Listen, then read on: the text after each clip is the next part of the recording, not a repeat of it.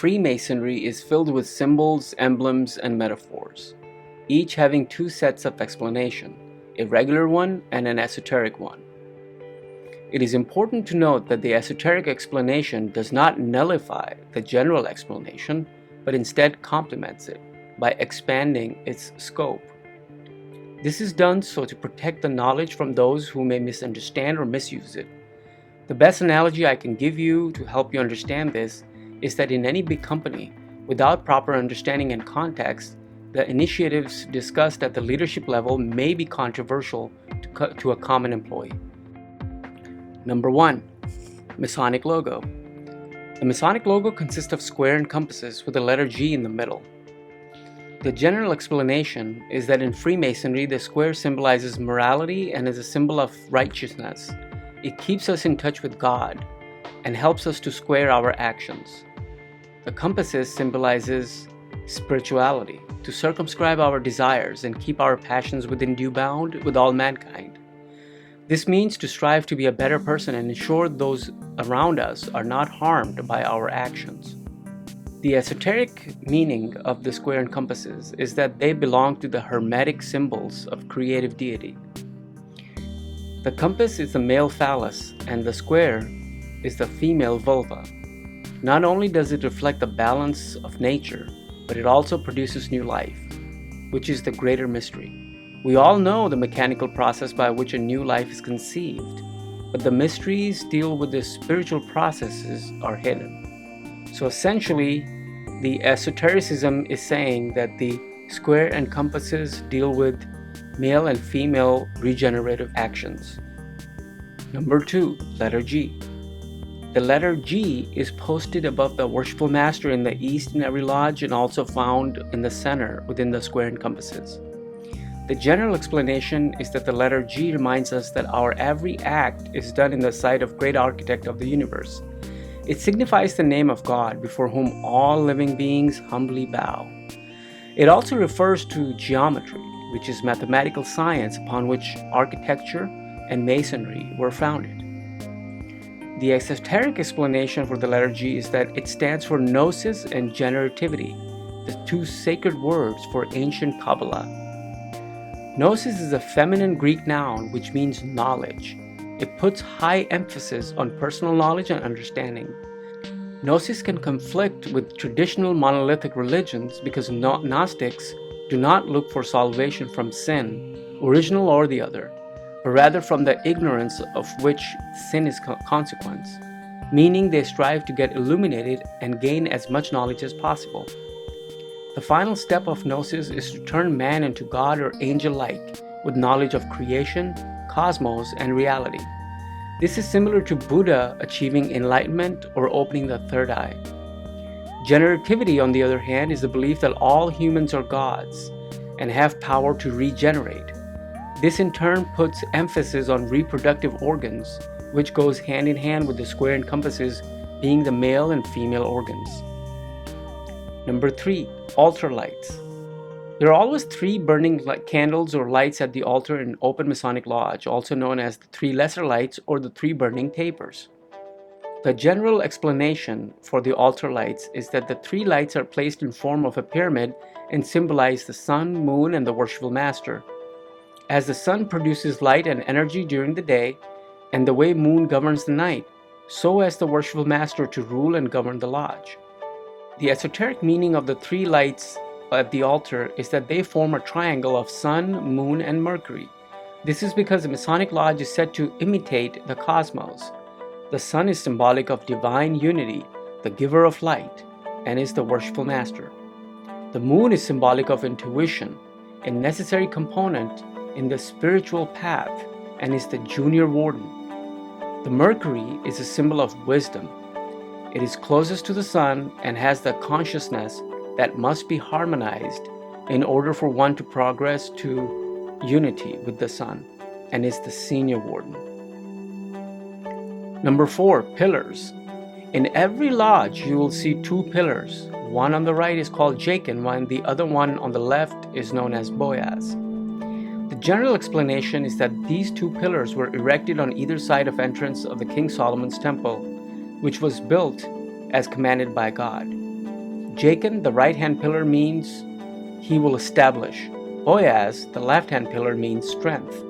Together, they allude to the promise of God to David that he will establish his kingdom. The esoteric meaning of these pillars is that in occultism, magic, Kabbalah, witchcraft, or anything spiritual, a symbolic gate is needed for spells that invoke another dimension. Similarly, Boaz and Jachin are the names of two symbolical pillars before the principal entrance of King Solomon's Kabbalistic temple. In the Kabbalah, these pillars are entrance to another dimension. So when you're passed through these pillars, you are symbolically entering into another dimension. Number 5, globes on the pillars. On top of each pillars we just discussed is a large bowl called globes. The general explanation is that these bowls contain fire and water. The celestial globe, originally the bowl of fire, surmounting the right-hand column, symbolized the divine man. The terrestrial globe, the bowl of water, surmounting the left-hand column, Boaz, signifies the earthly man. These two pillars respectively connote the active and passive expressions of divine energy, the sun and the moon, sulfur and salt, good and bad, light and darkness. As a result, they teach us how to deal with difficult problems in our life.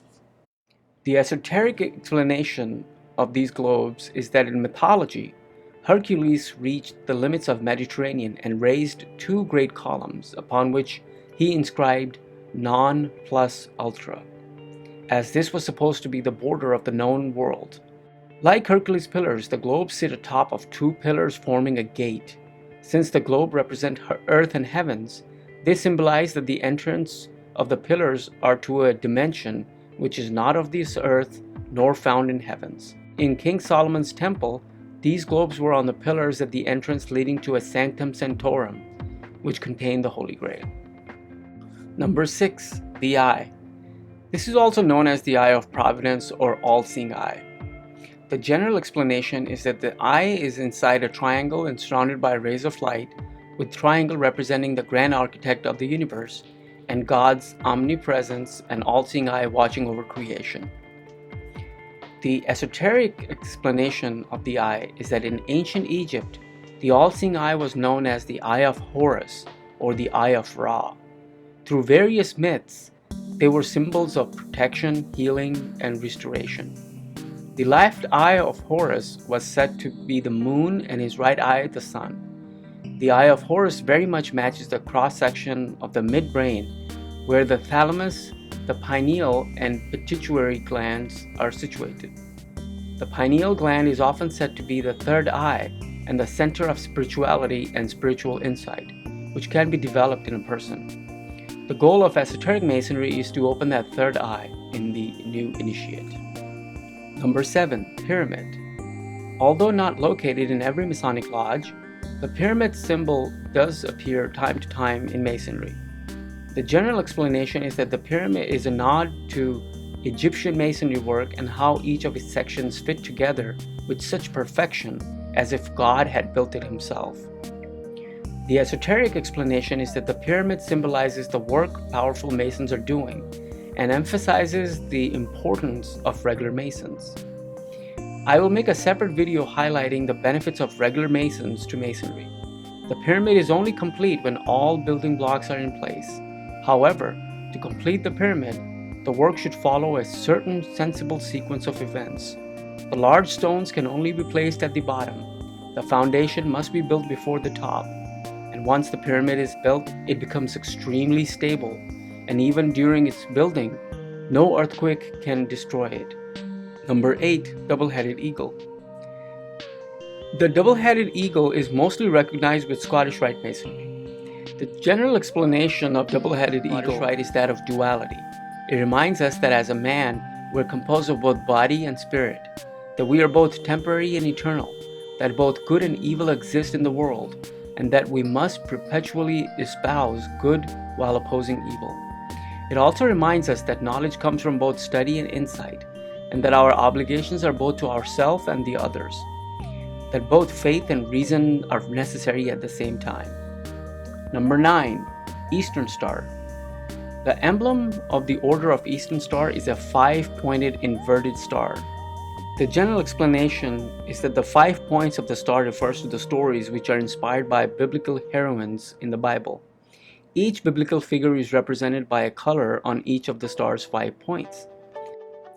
The esoteric explanation of Eastern Star is that Eastern Star is actually the star in the east.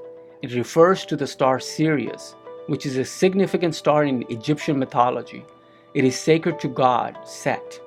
Set was the Egyptian god who killed Osiris. The Eastern Star is the star of Set. Number 10. Perfect Ashlar and Rough Ashlar. In some lodges, you may see a rough and perfect stones. These are known as rough and perfect ashlars.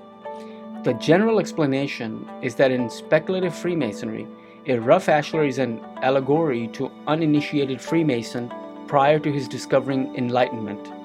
And as he goes through the degrees and fine knowledge, he is transformed into a new man and hence turning into a perfect ashlar. The esoteric explanation of the perfect and rough ashlar is that the tools that Masonry gives us as Masons enables us to achieve perfection, and thus we are able to perfectly fit in our world here on earth and also in the heaven above.